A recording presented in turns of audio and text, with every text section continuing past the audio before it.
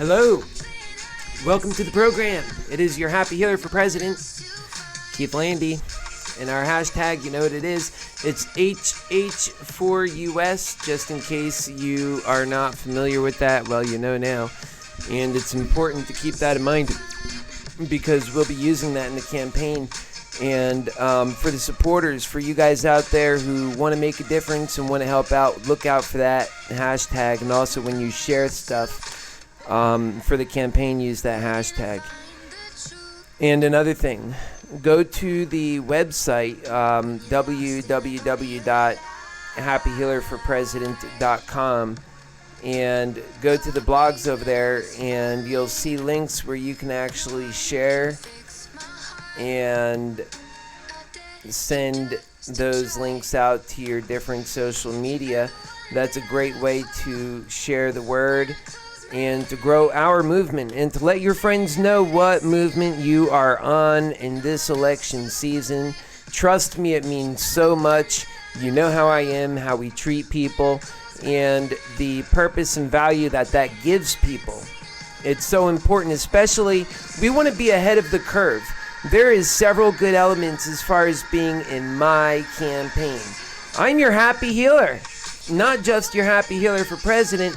I take that role very, very seriously, and there is a great advantage to having a happy healer on your side throughout the election. That means you have the added advantage of knowing that throughout this election you can count on the wisdom and the help and the support and the intuition and the judgment, and of course you'll always have my vote of confidence, realizing your importance and value and purpose. So I'm sure you'll give me that same courtesy back, which means all of this is very genuine, and it allows you the opportunity to really deal with so much in a coping mechanism sense, because happy healer tactics work. These guys aren't going to be able to control you this election season. You're going to be able to think very clearly if you're using the tactics that I talk about, that I practice, and that all of us should really practice.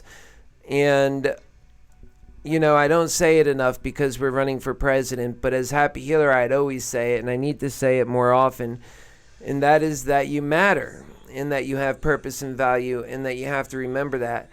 And, you know, as your happy healer for president, I'm always talking about the goals and the different positions that we have. And it's important because really that's the new world, and that's the only world that's going to work moving forward. We have tried every other way, and it's just one failure versus another, a different variety of failures, different kinds of failures, but all failures. And that's the thing that makes it so obvious what we need to do. So what I'm going to do is transition the screen and put on... I wanted to show you guys... Let me turn off the music here. I want to show you guys some of this stuff on Trump. You know, he gets his news from Fox News. That's where his day is transformed. That's what's, you know, on the agenda for America. Like, that's really where he gets his agenda from. He really wants to hear what people are talking about there. He really makes a lot. I guess he uses some other news too, but that's not how you're supposed to govern. No way. These guys should be channeling into what you're looking at, and what you're looking at should be what the American people have been deprived and what they need. Not what... Are you kidding me? They're actually looking at what the news and mirroring that as being what the people need. That's scary. And you know that's scary. You know that's scary because they have no business getting their agenda from the news. Half of us don't even watch it anymore. We have no purpose for the news. And so it really offends me. You know, that's why I'm on tonight. That's what prompted my decision to say, okay, let me come on. I was getting ready to go to bed soon, and every day is an opportunity to get more of this word out, to get what matters out. And, you never know what day, too, you're going to meet a great new supporter and somebody that helps just, be willing to carry that flag of justice. This is the humanity campaign. There is no other campaign like it. I'm bold in the sense that I'll get up in front of people and talk to them about things that matter to people that are normally timid. And I have a very strong way about me in that sense. It's very righteous what we're doing. It's very righteous, and you know that. So, I say to the timid guys out there, why don't you do what you can feel comfortable doing then and help out in this movement that's going in the direction that actually gives hope and value to humanity and to each person. You need that. If you don't think you need it when you don't need it, fine. But what about those times when you do need it and then it's never there? And what about your world that's depressed because of all those who do need it that don't have it? You forget about those people? How can you call yourself a human being? It's just like I say to my Republican friends and my conservative friends and my church-going friends and religious friends. It never fails. And, of course, now they could even be categorized as Trump people. And if you voted for Trump, you're a Trump person. Because a lot of people didn't even vote before. And so there's a certain magical, I will say on that level though, there is a certain magical aspect that a non-politician has on the psyche of a certain person in America. That there is a condescending class in America that looks down on that exact person. That they really shouldn't, that they're wrong for doing that. And that it's just more division.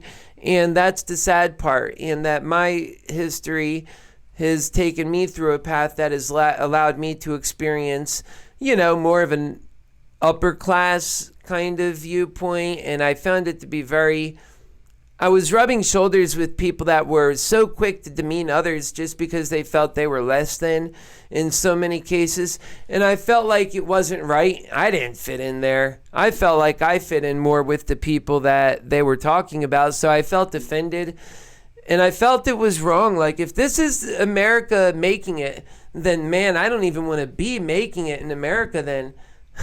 It's a depressing place to be. These are the guys I gotta rub shoulders with. They're no fun, man. They are no fun. They are all uptight. They have no idea. And if you go to Germany and a lot of different countries, they'll tell you about Americans. Boy, you guys are so incredibly prude. And it goes back to, we have this huge chip on our shoulder. And you have no reason for it. Get a clue. You actually look quite stupid, to be honest. When you walk around with your uppity up, you think you're something, but you look like a big ridiculous fool. Because, you're really missing out on the biggest parts of life. And while you look down on people that you don't understand, instead of seeking to understand them, instead of seeking to try and see them through to better days, you are no different than a child. You make fun of those people in your own way. Sometimes you dismiss it or you justify it. You say, okay, let's take a pragmatic approach. If I did not do my life right and manage it appropriately, I'd be on this street. The same is true for them. So if I see that, walk past it, all the same. It could be me. Thank God it's not me. And they say, justification done. Now I can go about my day. Get the hell out of my way, bum. That's living in America. And, people justify their actions every single day. And that is exactly what you're not supposed to do. And you know that. But what's the point? Well, if you're going to say what's the point about that, then you ought to be prepared to say that about racism, about all these other things too. What's the point? What is the point? The point is because you matter, and the point is for a life worth living. Very simple. And that's why I'm running. So you have to get on board with that. And you can't be a follower. You have to look into these eyes, realize the truth is coming through, realize that if you don't take that move, how can you expect to see 10 or 15 or 13 or 20 or whatever there's going to be of a growing movement, also take that move. Plus, too, one thing I want you to always realize about our movement is we are doing something different that no other candidate has ever tried, done, or even attempted before. We are using media in every level of media. We're using podcasts. I'm sure you've seen them. And it's fun. I love doing the podcast. I get to speak to my supporters on the phone. And I have so many of those. We'll be putting some more of those out. It just takes a lot of commitment, guys. And I work so hard for this.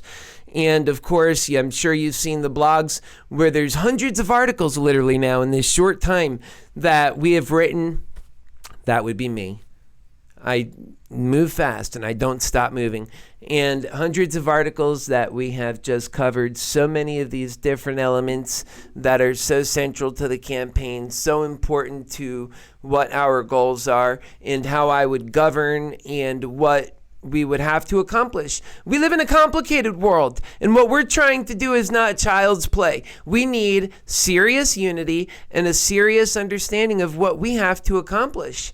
And we need some wiggle room because this is a monumental task and we have to get it right. So we have to be grown-ups about the whole thing. We can't even go in acting like children. This whole thing we've done up until this point has been so completely reckless that should we even go continue on like this, we're not going to last. Let's talk about that for a moment. We are in divided times like this country has never seen before. In all of my time alive, and I'm 40 years old, I know I don't look it, but out of all of my time alive, to know that this country right now, more so than ever before, is so close to a catastrophe. One little thing. And what makes it so dangerous is that people are so hateful. Their spirit, the collective spirit of this country is so down right now. And that if things do get bad, if we have one bad month financially, I mean like a bad one, like a crisis, or even a half of what a normal crisis would be, because we're so divided, it's not going to be a pretty picture. It was only less than a week ago, Trump just almost pulled back from shooting at Iran, and that could have turned to be a very huge, monumental thing in this world. The Middle Eastern crisis has always been a crisis as long as I could ever remember. It's going to take careful leadership to get through these monumental moments, and they can't just do things with politics. How can you solve all of these problems and you have no wiggle room? That's what I mean. You got to give first. What's more important than anything is you have to have an honest broker of truth that tells you unity is important, that has a clear objective about humanity in the 21st century, and is willing to talk about the clear sacrifice required in order to make that a reality, that investment, which is ultimately going to be an investment. You have to tell people we have to make it an investment into our future. I mean, that's a conversation that we need to have, that we're having anyway. But they're failing. They're talking about doing things that are half measures. And this is the kind of thing you have to do it once, do it right, and go all the way. Because these half measures never fully count towards the full measure. The full measure is a complete different purchase. You got to put the other stuff back on the shelf. You understand? They're doing half measures, but it's not helping. You can't inch your way to this. First off, times are moving too fast. Soon we're going to have a China that is they're already many levels and many paces beyond us in terms of some technological sectors, especially in like electrical buses. I mean, these guys are moving along and they have fast moving trains. We're just not even focused on the things we need to be doing to serve the American people the way we have to at this time. We have to actually focus on the technology that's going to solve some of the big threats too, like the nuclear threats. And they're not going to address these things watching Fox News. So I really get, it implores me, why does this guy watch Fox News for? Trying to figure out what the common folk that he talks about in his rallies. I mean, what does he know about them? What Fox News tells him? Okay, so he does his rallies, but he goes, and I've been there. He makes his appearance, and then he's off the stage. He's not hanging out with Americans.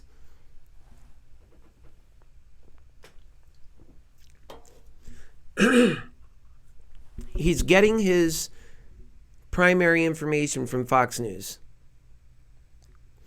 And so anybody's got to be concerned about that if you love this country and you're worried about your own future.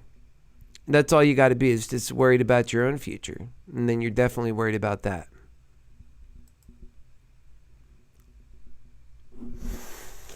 So I'm going to put this over, and we also have Mayor Pete, one of my favorite characters in this whole race, to be honest. Oh my God. You know, and I have a hard time with Mayor Pete because he's another gay guy. He's around my age. And they're giving this guy a free pass. Oh, you're so cute. Look at you shine. You talk so nicely. You know, of all the condescending candidates, you're the most condescending. You're like the most condescending. You're just so fluent in your condescending. How many fluent languages do you speak? 7 of them? Oh, so condescending. Harvard? What? These guys love their condescending candidates, don't they? I mean, they just want to make sure that the average American knows fully that they never measure up. And then they rule your life. As you kick people who really want to do great work for all of us out of the room, they don't measure up. They didn't go to Harvard. You know, not that they wouldn't have done well and have beat Mayor Pete at his own game, but that they took a better path for them. I mean, I see it as better. My insight is great. I'm happy, and I'm doing things for the right reasons.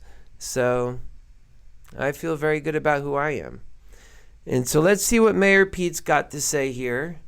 And what advantages and limitations does your age grant you to being the next president of the United States? Look at this guy. And you know, if you're going to get a gay guy, at least get like a 6'1" tall guy that looks like Superman. This guy?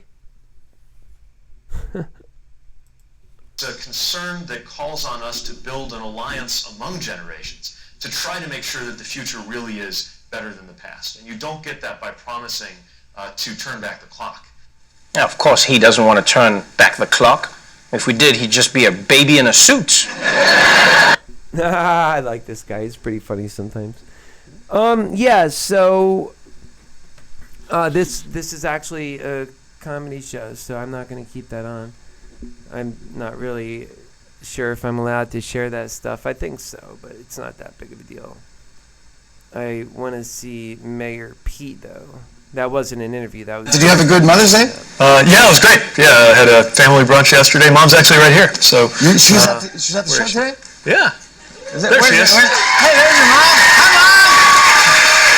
Hi, Mom. Hi, Mom. She's beautiful. Oh, great. I wish I could have my mom. Where's Mom from? She grew up in southern Indiana and then all around the country. Her dad was in the Army, so she's from a little bit of everywhere, but settled in South Bend about 40 years ago with my dad, and I came on the scene pretty soon after that. Yeah, exactly. You've been busy this past week. You got insulted by the President of the United States. That's how you know you made it. Yeah, absolutely. He called you Alfred E. Newman. Yeah. What do you think? The President of the United States called you that. Wow. What goes through your mind when that happens? You know, we talk a lot about elevating the dialogue, so I guess the fact that I inspired him to make a literary reference, possibly for the first...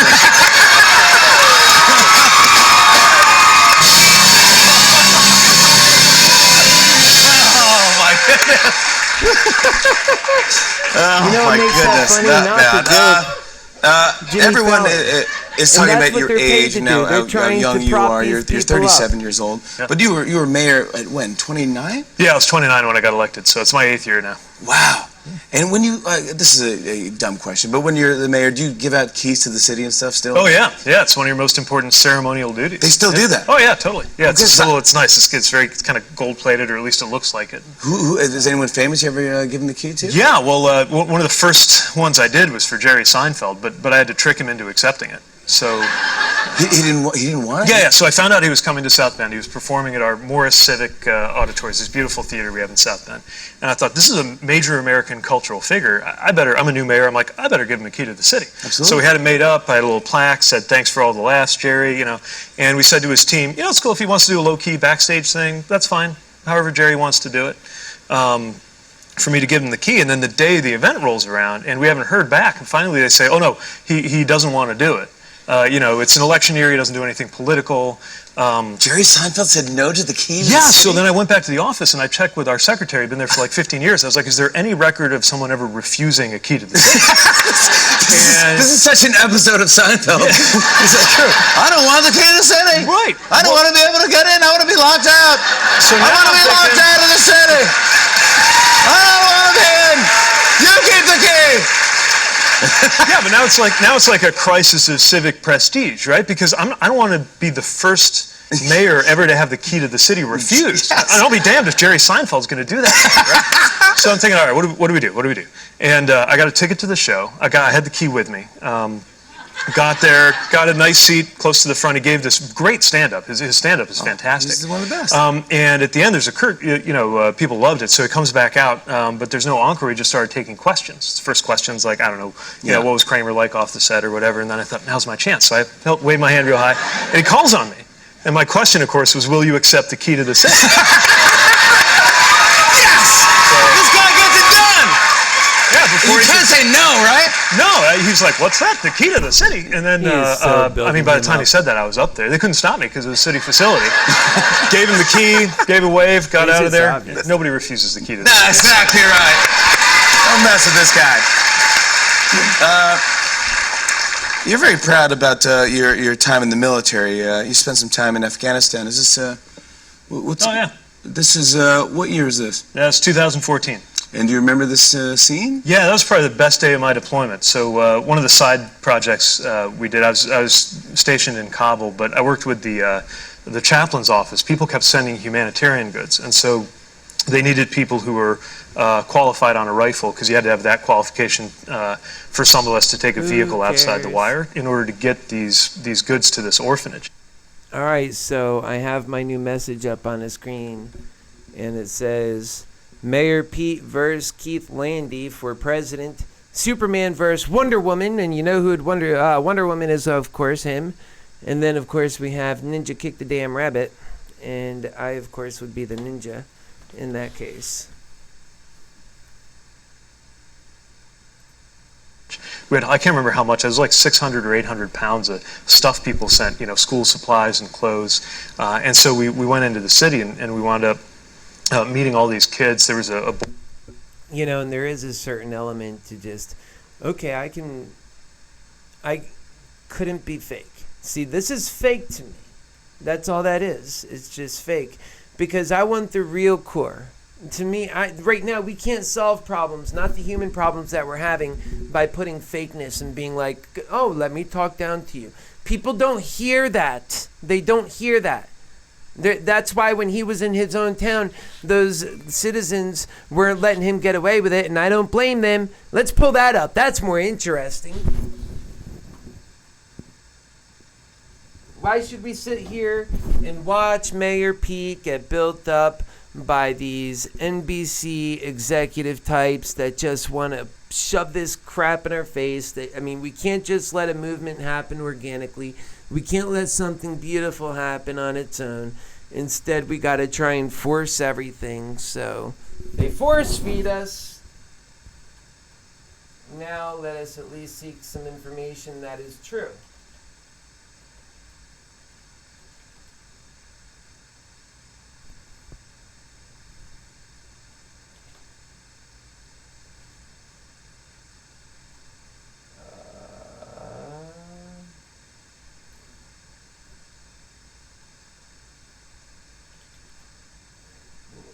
trying to remember how to bring that up. Huh?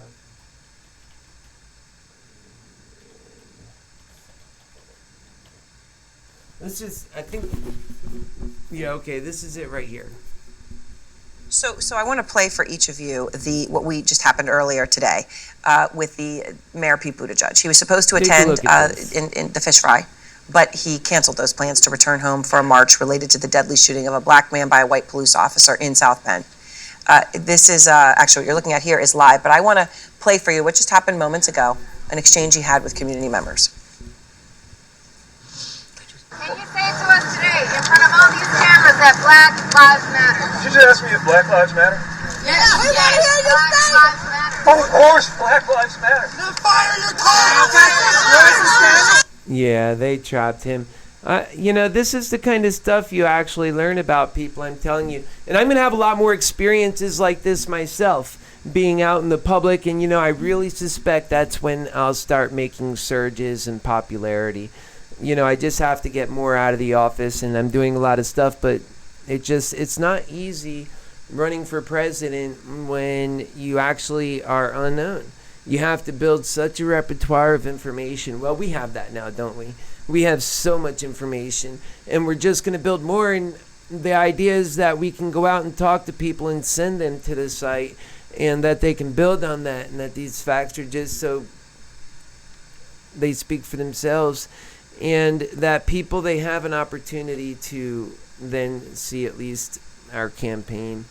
And so, I'm already having on July 10th a fundraiser that I think people will respond to. And not just that, but, some of you already know we're going to be getting out to Iowa. And I have some things in the works that, you already know that we're working on, that it just takes time. And so we stay steady and we stay in the game. We keep our head in the game. That's most important. You got to keep your head in the game. Most of all these other candidates, I was thinking about it today, and I said, how do they function? What makes them tick? How do their campaigns succeed? Versus my campaign is a completely different kind of campaign with a completely different kind of objective, and I'm a completely different kind of candidate. I'm an ordinary American.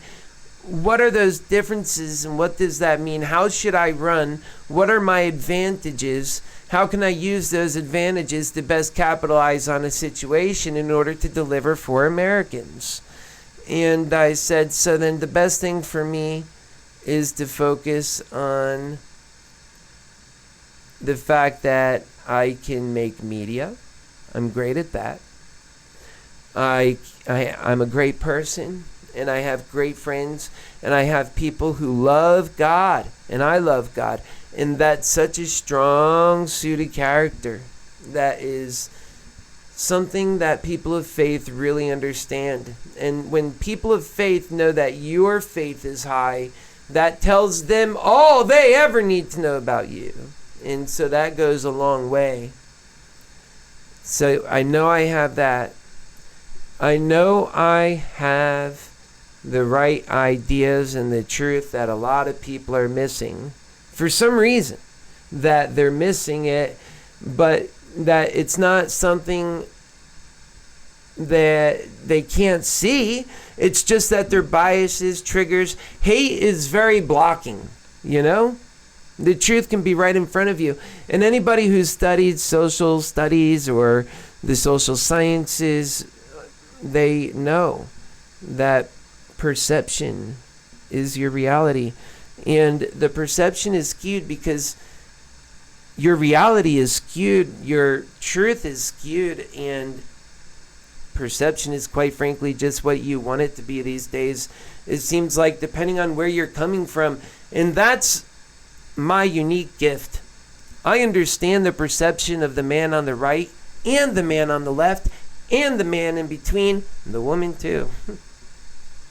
And I get it. I really do. And that's what gives my clarity and vision traction. Because I could speak to those people. I know how to speak to those people.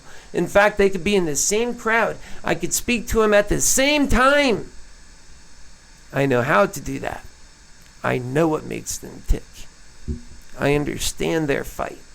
I have been on their fight. I have fought along with them.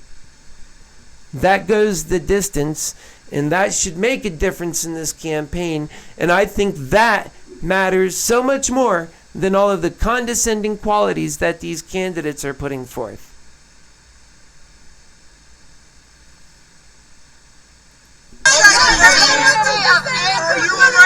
What about a black life? What matters about a black life to you, Mayor Pete? What matters Mayor about Pete. a black life to you? Answer that for in just months.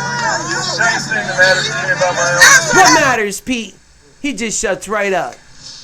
Keith, you sort of were, your eyes were opening wide. right. I'm shocked. I just saw this for the first time, and that's in South Bend. Yes. Yeah, the man can't handle himself. You know, this is, I think, going back to the conversation I was having with Governor Rendell, it's just that African Americans are not a monolithic community. I would never be in there are a that lot of black people who situation. were fed up Oh, and no. tired of the Democratic Party, not to mention even the Republican Party, but the Democratic No. Party speaking the right language, but not doing the right That's not thing when gonna it comes happen to your happy hero. to going to the mat and fighting for African Americans. Yes, the Democratic Party is head and No. shoulders above the Republican Party. There's no doubt about that. But in terms of being willing to fight for the issues that black people are concerned about, black people want to see the party leaders, to see the presidential candidates get out there and do something and lead on these issues, not be followers. Governor, what do you make of that? Follower. I'll give you a Big-time chance to respond follower. here to one more thing that just happened with this exchange with Mayor Pete moments ago. Here it is.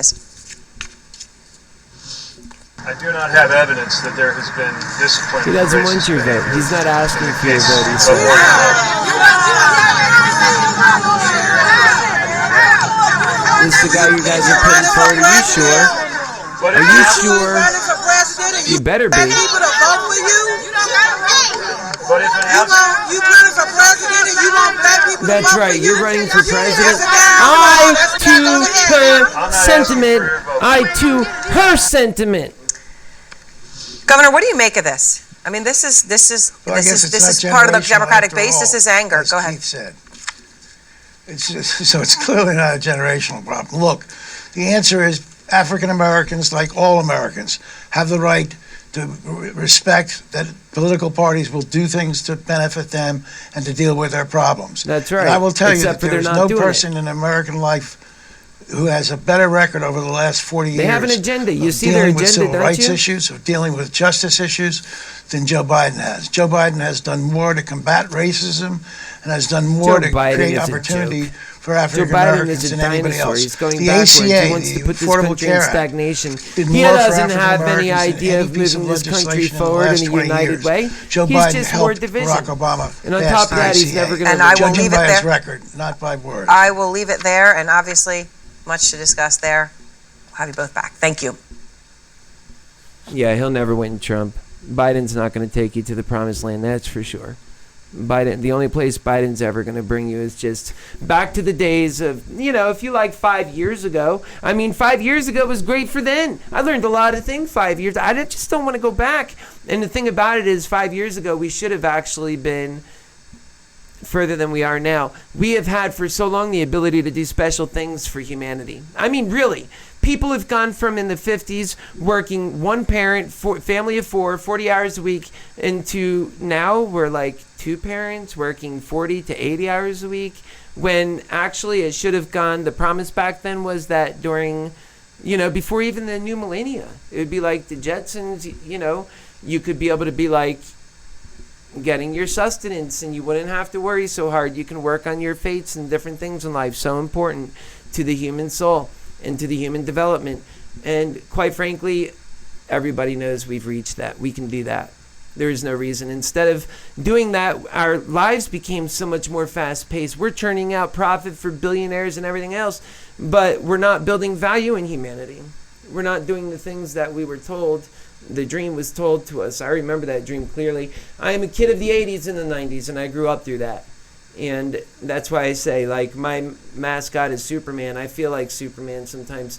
Truth, justice, and the American way. That's what we all need to be fighting for, and to unshackle Lady Liberty. because every time something happens, there's a shooting, everyone wants to shackle her and throw her in a dungeon. And you know when you do that, all you're doing is just throwing your freedoms away. And so you know it's wrong, and you know it's dirty, but that's the first thing you want to do, isn't it? Shackle, shackle. Put a shackle on her wrist. Something else happens, put a shackle on her ankles. That's why in terrorism they say you continue to shop. You continue to do things that the terrorists are trying to get you to stop doing, thereby making their terrorism mute. You know, makes it a moot point. You guys are making our differences so worthy of putting a magnifying glass on, aren't you? And you think that's the way of doing things. Oh yeah, I know what I'm doing. And you're really like so clueless. Smart people look at you like, like, la, la, la, la. You're just so dumb looking, thinking that. Because we all have to live in the reality that comes out of that. And there's no hope of anything good. But yet if we were to watch Anderson Cooper, we would have to be subject to more of that kind of propaganda, wouldn't we? And more and more and more of it. They just can't get enough of it. And Fox has their propaganda, and Trump just likes to get all his stuff from there. And who are the people that are always losing out? Who are the people? You know who they are. They're the same people. It was your fathers and your grandmothers and your grandfathers who back in the 70s and 80s, that was my dad and I was just a kid, and that they worked their butt off, man, and that these days were supposed to be damn different. And that we know it's already possible. They're doing it. And China is somehow beating America in 5G. You tell me how that happened. We're supposed to be in a technological revolution. We're supposed to be ushering it in, being the best at it. That's what America does. America goes to be the best at things. Who's affecting that change? Who's making that a reality? Anybody? No. I don't see it either. Alright, so I'm just having fun tonight, and it's, again, talking about some of these things that are relevant to the campaign. And the normal show is at 9 p.m. That is every single night, except for when I do an announcement occasionally. I'll cancel a show, but I don't do it a whole lot. It usually equates to I'm on at least 5 nights a week, sometimes 6, and sometimes 7. We work very hard, and we're putting out all of these articles. And putting a show like this together is not actually a cakewalk either. There's so many technical elements to it that you just have to understand and become good at. And you have to learn to manage those things. And Facebook, there's no extra credit for that. You just have to go about doing great, because otherwise, how can you even justify vote for me for president and I'm incompetent? Wow, that would fall flat, wouldn't it? So we're just doing it. We are in the moment making it happen. And that's what we all need to do. In the moment, we have to seize the moment. This is the moment of truth. 1 year from now, whether I'm still doing this or not, may not even be up to me. It may be up to you. And so you have to think about that. Think about the goals. You shouldn't vote for me because I'm a cute guy. Well, I am. Hopefully, you think. But that shouldn't be why you vote for me. We have good reasons. We make a great case. You have to go to the website, KeithLandy.com, if it makes you feel better, okay? My real name is Happy Healer, because that's the one I love most. I love my name, Keith Landy. It's my mother, of course. I love my mom. But I love my role as Happy Healer, too. And so you can go to happyhealerforpresident.com, and you can see what is becoming the site. And I'll just tell you, this is where my heart is. And if we are all fortunate as Americans, my heart will be in this at a higher capacity, at a higher level. And that's up to you guys. It's only up to you guys whether we can make that happen. I think we should, though. I think we really owe it to ourselves, because you go check out what we're out to accomplish, and I think you'll agree it's worth the cause. It's different. It's not like these other guys. If what you want is the stagnation,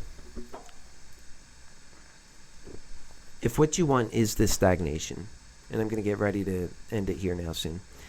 If you want stagnation, which no matter how aggressive they are with their policies, they don't bring you unity. I don't see how they can get anything done. So they're all stagnation. All of them. So if you like that, and don't talk to, if I run into anybody and I hear, or even on social media, about, oh, well, the days of racism and you weren't for this campaign, well, then you're not working to solve it. You want to keep your greed.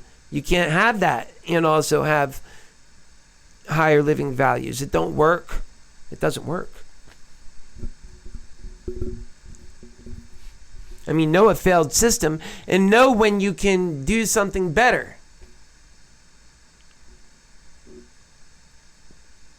Yeah, you know a failed system when there's people dying on the street, so I don't want to hear it. I know what motivates me, and I know why I'm taking the moves I'm making in life, and I know why I'm making the sacrifices I'm making, and I know when they cost me, and I know that the cost is in its own elements. It has its enriching factors, and that's what I'm out for. It's so much more redeeming, too, and you would feel the same way. But you have to make the investment. You have to do things. You have to support the movement. And then some people have recently criticized me. Oh, you're part of the New Age spiritual movement. I said, I don't remember putting that exact name on myself. Why would you? People make their assumptions and they make their judgments, and it's not their role to do that. I just love God, and I will say that maybe it is wise for the New Age spiritual movement to look a little closer at this candidacy, because nobody else is serving your needs. Nobody else is going to do it for you.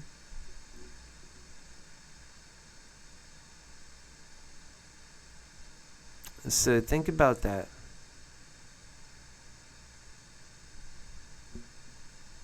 Okay? Good night, guys.